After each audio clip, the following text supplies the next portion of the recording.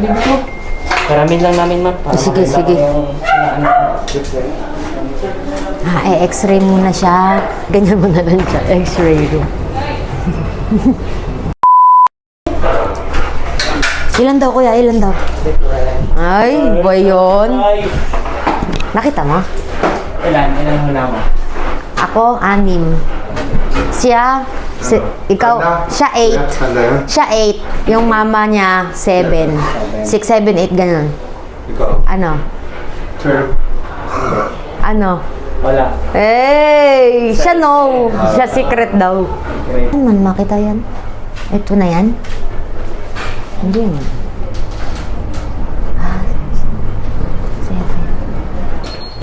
Hindi mo. Maya. Stay. Hindi mahulog. Mabait naman yung gano'n. Anya, siguro yung pepe niya yan. 7.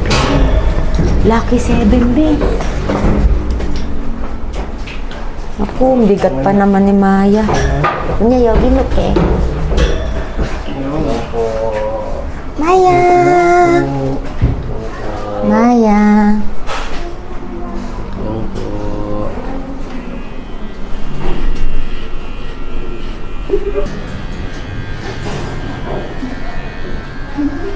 Ang girl, malamig lang to girl. Malamig girl. Sana natin girl. Maya, Maya, Maya, Maya, Maya.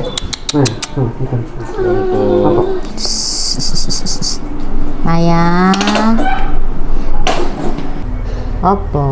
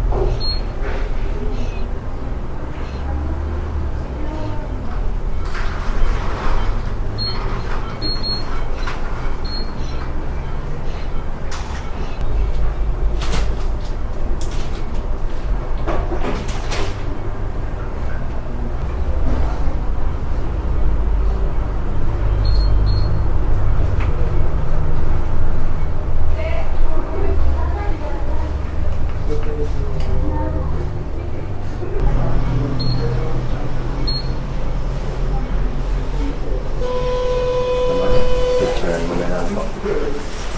Picturean ko din. Maliit kasi dito sa ano niya. Yan, picturean mo na lang siguro ito yan. Para mas maliwanag yan. Sa yan? Bali, mayroon po siyang estimated na 7 puppies po. 7 puppies. Sa X-ray. X-ray. Tapos yung size po ng fetal head, kasya naman po sa pelvic outlet, 48 yung sa nanay. 48. Tapos yung head nila, Ito po yung ma-size man, 36. wala may small. Pa. Ano pa naman yan, mag-uniform pa naman yan, basta mapainom mo lang ng vitamins po siya. Okay po. Tapos, sa ultrasound naman, yung estimated niya na due date is September 20. Plus September. minus 5 days po ito. Apa. Kasi yung fetal head niya dito ng sinukat, yung lumabas is September 20 po siya. Ito po. Okay. Bali, September. may plus minus 5 days po ito, tapos plus minus 5 days din po. Dapat magbilang ka na ng hanggang 25 ng September. Hanggang 25 ng Yes, September. po, dapat Okay. manganak po siya. Okay. Pag hindi, Pag hindi tapos walang labor, ipacheck mo na lang po. okay. Yan lang naman sa kanya po. Tapos yung heartbeat na mga puppies, ito po, 460 beats per minute po, 463 Ano? tsaka 413. Okay.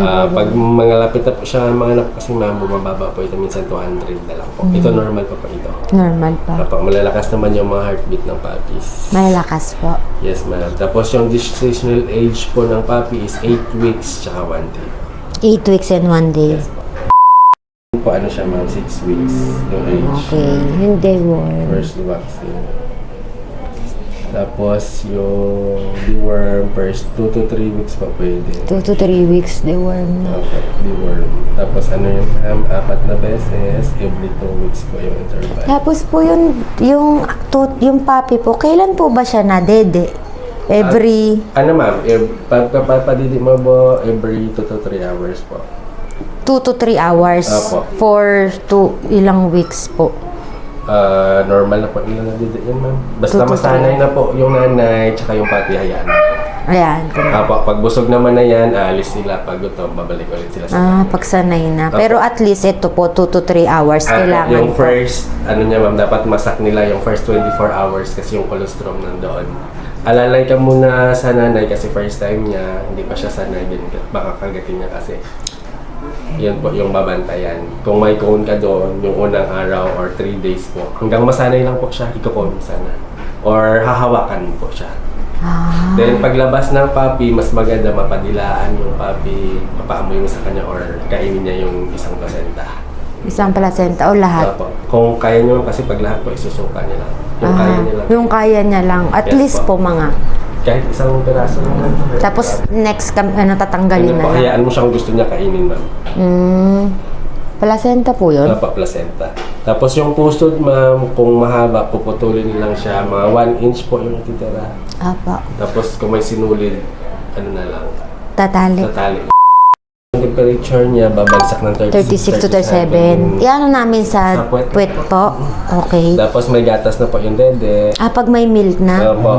Then, may discharge sa ari, ma'am. Color white yung siya. Sa Pag pwede green daw na po, home yun. yung discharge, idalhin mo agad ha. pag green. Opo. Kasi pag green, matagal na po naghiwala yung peto sa uterus ng nanay.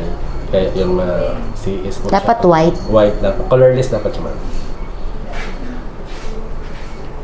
Tapos pag lumabas po yung fetal sac, dapat 30 minutes to 1 hour lalabas yung puppy. Interval po ng 30 minutes to 1 hour po ha. Every puppy? Opo. 1 ano po? 30 minutes po ma'am. To 1 hour. Opo. To 1 hour, 30 minutes. Tapos 7 puppies, 7 hours. Di naman ma'am, kasi mabilis naman yung mga anak pag ano, pag nag-start na siya. Kasi yung ano lang to, yung maximum. Maximum lang. Opo. Pag lumabas po yung fetal sac, yung panubigan. Kasi pag 1 hour over an hour Opo, yun, matagal urid na po. kaya debyang mon. Pag 30 minutes dapat lalabas yung Okay po. Ano po yung petal sac? ano siya ma'am? Petal sac. Para siyang balon na tubig. Pakita. Ayun sa baby? Apo, sa baby. Ano mo siya, ibobrok. Pero pag nandun yung puppy wag, kasi papadulas po yun siya. Ganito ma'am yung unang lalabas po. Parang balon na may tubig. Of Loss of appetite. appetite ma'am, pero madalang mo lang siya ma-observe. Ito, ano to? Restlessness po, hindi mapakalit. Ikot ng ikot. Iko, makulit na gano'n na doon. Ito yung nesting, no? Dapat, Yung nesting po, kung yung whelping niya po, dapat nandun na siya mga at least 3 days before, no? Sana ma'am. Sana, 3 to 4, ano po much better? Mas maganda po maaga. Maaga, di mga 5 days, nandun na siya dapat, Opo. no? Pag Para nag-discharge hindi po, na ma'am. siya hindi na siya magtaka pa kapag new environment. Yes po. Sabi ko, Tapos ano to inside ha, house na siya talaga. yung mothering ability kasi nito, grabe, mag-ingat po. Yung mothering ability niya, grabe. Paano Protective siya sa Opo, puppy. sobra. Kaya iingat po kayo kahit kayo yung may hawak. Tapos babantayan mo lang na hindi madaganan yung puppy pag dumidede. Okay po, salamat po. Message Ayan ka na na po. lang.